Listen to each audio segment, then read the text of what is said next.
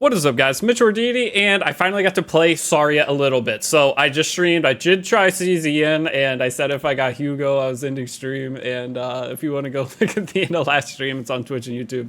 That's what happened. But I am going to be uploading a CZN video. I think I'm gonna buy a pack and do summons and start that way, and just have a chance of having kind of a juiced account just to start with, just because that sounds fun.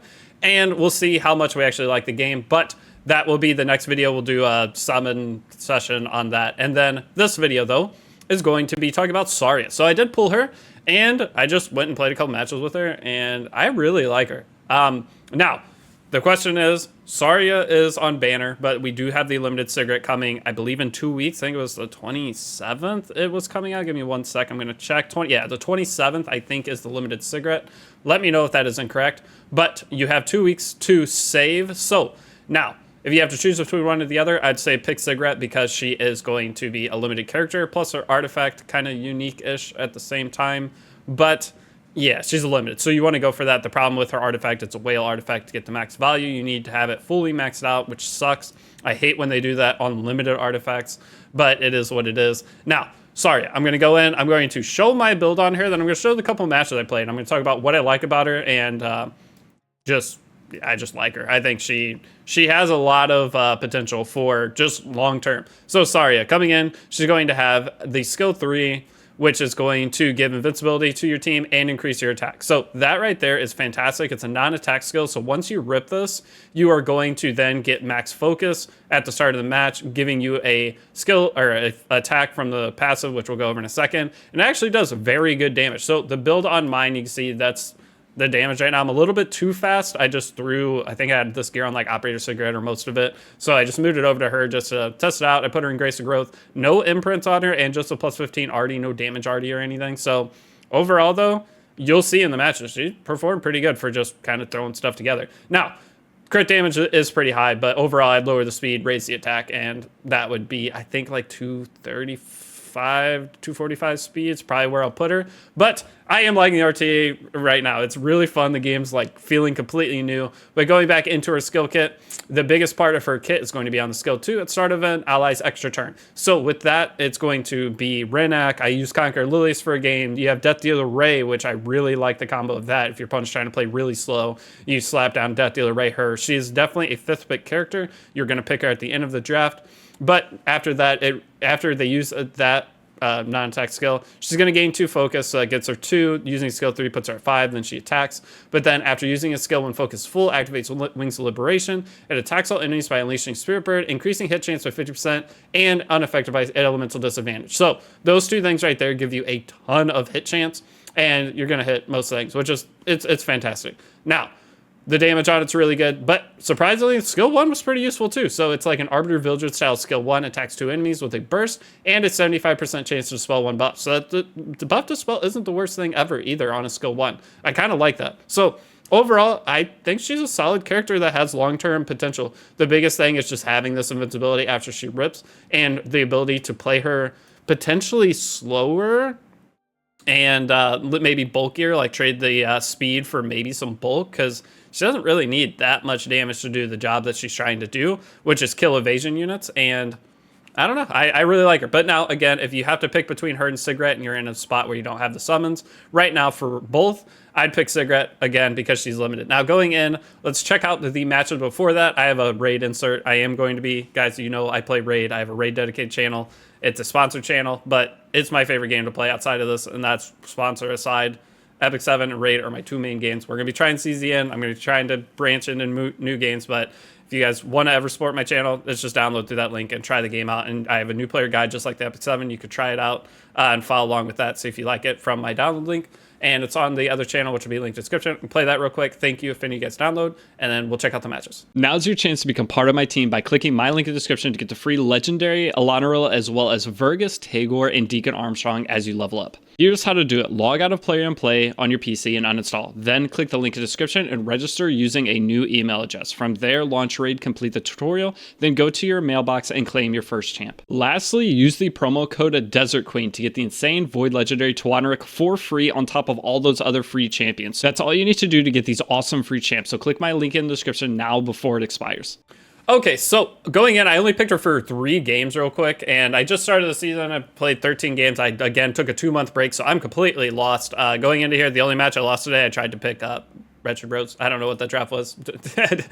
I'm trying to get Rose to work, but she just doesn't.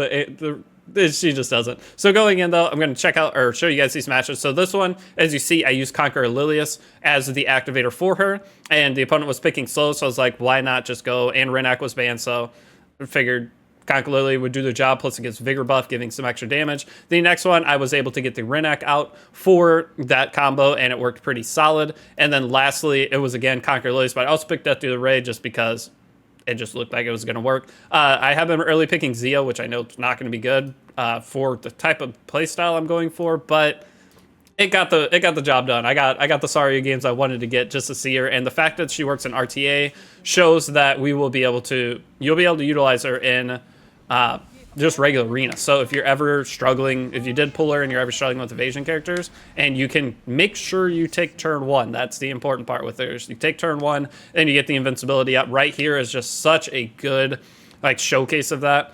Going in, and she's going to push up Saria, which is then going to push up Setsuka, but Setsuka's so slow that it's not going to matter. And then from there, I have invincibility for when the Kraut S3s me, I take 0 damage. So even if you cannot kill the threat of the damage that could wipe out your team, as long as you get her to go and get that invincibility up, it's actually really good. I feel like there's got to be a bunch of extra ways to play her, and there hasn't been a lot of AoE invincibility characters. So as you see there, just one-shot the flan, no problem. That part's really nice. It's really hard to fully kill a Setsuka on the first attack unless you defense break, like Conquer Lilies. If, say, a skill 2 Setsuka there, that would be good. But in terms of, is she going to work at top level? I mean, for people who are playing high speed, yes. Is she going to work for slower players? Probably not so much. But the thing with the current meta is people kind of dictate which way they're going within their draft from what I've seen so far, as to if they're going to be playing slow or if they're going to be taking like a higher momentum style of faster characters. And once you see that, and you can kind of take the middle momentum character, if the opponent doesn't flex into the higher speed, that's when you can go into picking Setsuka plus some kind of control unit like Death Dealer Ray, as right here would have been actually really solid for this fight too. But there's just, she's 4th, 5th pick character, and that's the best I can say with her. Now, Genesis Raz, I want to talk about him for a second. Even though I wasn't streaming or anything, I was still slightly playing the game. I was doing like what I needed to make sure I summoned each character and like the Genesis Raz missions. This damage is so good, but that's the first one, so you can see the damage within that. But I'm going to go back and show the damage within the next fight, which is going to be this one where I picked Renak, and this one isn't as good. He did pick Setsuka, so I picked it. But the idea here that I really liked was, this is obviously probably a newer player, and that's part of the preseason. You're going to be fighting everything, plus I haven't played too many matches yet. But once I used my skills, got first turn, and then used her, she's going to kill the Arbiter Vildred and proc the Senya. Senya pushes herself up, so if your other characters are slower, she's going to have invincibility on your team, so you don't have to worry about it. So that's what happened here, is I kill the Arbiter Vildred, and then he revives, but I have invincibility, so it doesn't even matter. So going in, I pilfer the Dragon Bride Senya. I gotta remember the names of these characters, but I pilfer her and then use the skill 3 and deal pretty good damage to everything. And then from there, though, I am going to have she's going to push up, and then this is going to kill Arbiter Vildred. This is going to kill the... It seems like a really squishy Dragon Bride Senya, but that might not be the case. I'm just not used to fighting them at this point. But if you look here, the damage coming out of this is 13k on RB. I mean, that's not bad. I didn't have Vigor buff, so it wasn't as good as picking with Conquer Lilius. But the thing is, she doesn't need to push as high, so I can, again, build her slower, give her more damage, or maybe give her a little survivability, but I don't think she needs it. If you're picking her and have to pick survivability, I don't see that being really the play. And by survivability, I mean HP defense. But then from here, Arbiter Village attacked. I took nothing. I didn't have to care. So it countered RB, it counters Dragon Bride Senya, which also would have pushed up, but I killed it. So if you can figure out exactly which draft she's going to work into, I think she's solid. And again, for Arena, Guild War potentially, she's going to be useful character always. We're going in, we just use the skill 3 from. Fragrance so busted too. Guys, there's so many busted characters right now. So the last one I'm going to show the damage. It's another Conch Lilius game, so better damage showcase within that. And again, I'm on her artifact, which you could potentially go damage artifact. I don't know if it gives any kind of evasion increase, but going into this fight here, this is another one. People try to pick Blah into you for when you're trying to cleave, because she'll go and kill something. And that's the idea of Blah. So here I'm going to defense break the Dragonbrite Senya just to see if I can get the one shot here. But going out, let's see how much damage it does to Dragonbride, because I do not remember. And the Setsuka doesn't have the defense break, but we'll see how much damage it does to her as well. And going, how much did we do?